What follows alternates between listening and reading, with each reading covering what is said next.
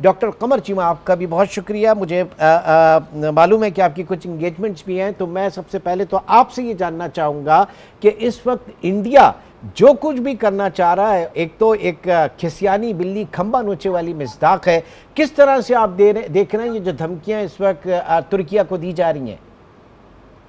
बहुत शुक्रिया इमरान साहब। देखिए, पहली बात तो ये है कि ये जो बात आप बता रहे हैं कि इंडिया भी ये कह रहा है कि हम इंटर कॉन्टिनेंटल बैलिस्टिक मिसाइल चलाते हैं टर्की के ऊपर, उनको पता होना चाहिए कि टर्की एक नेटो मेंबर है, और नेटो मेंबर के ऊपर अगर वो इस तरह की हरकत करते हैं तो उसके जो फिर नताइज है वो इंडिया के भुगतने पड़ेंगे। इस वक्त आपको पता है कि बेसिकली इंडियन मीडिया जो है वो इंतहाई अजीबोगरीब किस्म की बातें कह रहे हैं। थोड़ी देर पहले वो कह रहे थे कि IMF और वर्ल्ड बैंक और IEA और UN जो है ये बेसिकली ये ऐसे अदारे हैं जो टेरर को स्पॉन्सर करते हैं। अभी वो टर्की को ये कहते हैं कि जनाब टर्की जो है वो हमारे लिए एक नेशनल सिक्योरिटी थ्रेट है। मेरा ख्याल है कि ये मुसलमानों से एक नफरत जो है ना, ये नरेंद्र मोदी साहब ने पिछले कुछ अरसे से इंडियन अवाम के अंदर बहुत ज्यादा इंजेक्ट कर दी है। और फिर ये क्या कहते हैं, सॉफ्ट टारगेट फिक्स करते हैं।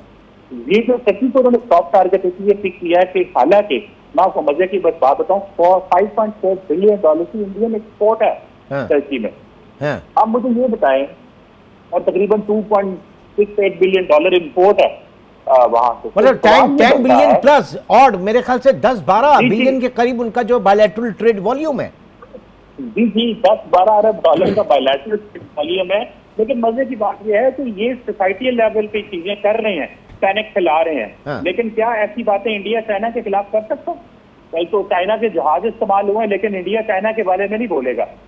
पुलिंग करते हैं, ये छोटे ममालिक को टारगेट करने की कोशिश करते हैं, पर्टिकुलरली मुस्लिम ममालिक को टारगेट करने की कोशिश करते हैं। आपको याद होगा कि पाकिस्तान है, बांग्लादेश है, मालदीव है, ये इनकी एक पुरानी रूटीन है ये करना। लेकिन मैं समझता हूँ कि टर्की आपको पता है बड़ा समझदार ममालिक है। इस वक्त रशिया और यूक्रेन के बीच में टॉक्स वो करवा रहे हैं, सीरिया को अमेरिका के साथ मेनस्ट्रीम करवाने में उनका किरदार है। कि टर्की की बहुत बड़ी रेलेवेंस है, टर्की की बहुत वैल्यू है। इस तरह बुलिंग करने से कभी भी ऐसे नहीं हो सकता कि वो कभी नुकसान पहुंचा सकें टर्की को। लेकिन मैं एक चीज जरूर समझता हूँ कि अगर वो इस तरह करेंगे तो वो सिर्फ मुस्लिम दुनिया को ये पैगाम दे रहे हैं कि वो कितनी नफरत करते हैं मुसलमानों से। अजरबैजान के साथ भी अच्छी भली इनकी एक्सपोर्ट है, जो 300 मिलियन की थोड़ी है, लेकिन इनकी ज्यादा एक्सपोर्ट है, उस पर भी बुलिंग कर रहे हैं। मेरा नहीं ख्याल कि टर्की को इंडियंस को इस वक्त समझ आ रही है वो क्या बोल रहे हैं। कभी वो UN को दहशतगर्द कह देते हैं, कभी वो टर्की को कह देते हैं, कभी वो IMF को कह देते हैं, कभी वो अमेरिका से नाराज है। वो हर एक दुनिया के मुल्क से नाराज है और सिर्फ पाकिस्तान की नफरत में।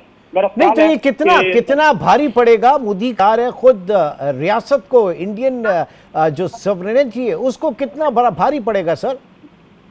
ये देखें, ये बहुत ज्यादा इनके लिए भारी चीज है। आपको मैं मजे की बात बताऊं कि देखें, दुनिया इनको देख रही है, ये पैनिक कर गए हैं। पहले ओवर कॉन्फिडेंट थे, अब पैनिक कर गए हैं। अब इतने पैनिक कर गए हैं कि अमेरिका को कहते हैं अमेरिका तो हमारा दोस्त ही नहीं है, यूरोप तो हमारा दोस्त ही नहीं है। पैनिक कर गए कि जयशंकर के ऊपर बड़ा रिलाय करते थे, लेकिन अब अपनी पार्लियामेंट को कह रहे हैं कि जाओ दुनिया में बता के आओ कि ये हमारा जो है क्रॉस द बोर्ड हमारी सारी सोसाइटी का मसला है। तो मुझे ये लगता है कि हमारे ये जो एक्शन हैं इसमें बेसिकली इंडिया को मजीद आइसोलेट करना है, और ये पैनिक में बिहेव कर रहे हैं इस वक्त। और मैं ये आप देखिएगा आइंदा आने वाले कुछ दिनों में आपको ये चीजें नजर आएंगी।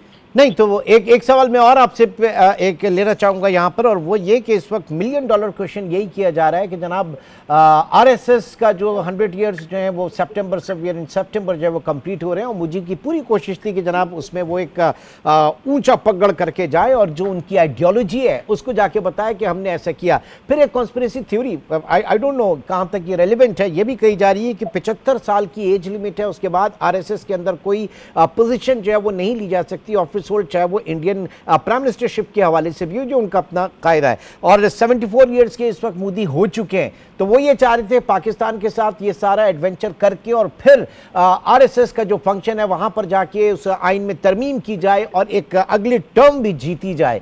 तो आपका क्या असेसमेंट है, और अगर ऐसा है तो क्या वाकई इस वक्त दोबारा उनकी पूरी कोशिश होगी एक बार फिर इस तरह का कोई मिस एडवेंचर करने की?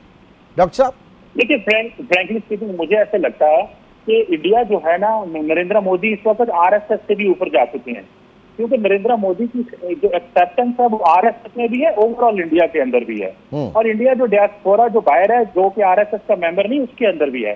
तो नरेंद्र मोदी का ताजपाट बहुत बड़ा हो चुका है, और इस वक्त पार्टी को भी और आरएसएस को भी नरेंद्र मोदी की जरूरत है।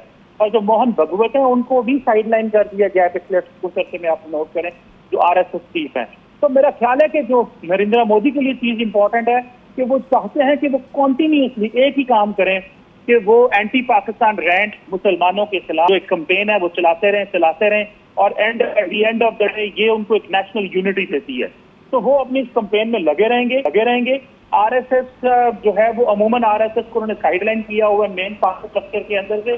दूसरा ये है कि वो ये 3 साल अगले इमरान साहब 4 साल बड़े अहम है, क्योंकि नरेंद्र मोदी को जो डैमेज हुआ है, ये वो सोच रहे थे कि 11 साल की जो मेरी मेहनत है, मैंने जो बोलना है अमेरिका ने और वेस्ट में हमारा साथ दे देना है। हाँ। और ये जो इनकी एक स्ट्रेटेजिक इकोनॉमी की पॉलिसी थी वो सारी बैकफायर कर गई। वेस्ट बड़े केयरफुली अपने कार्ड प्ले करता है।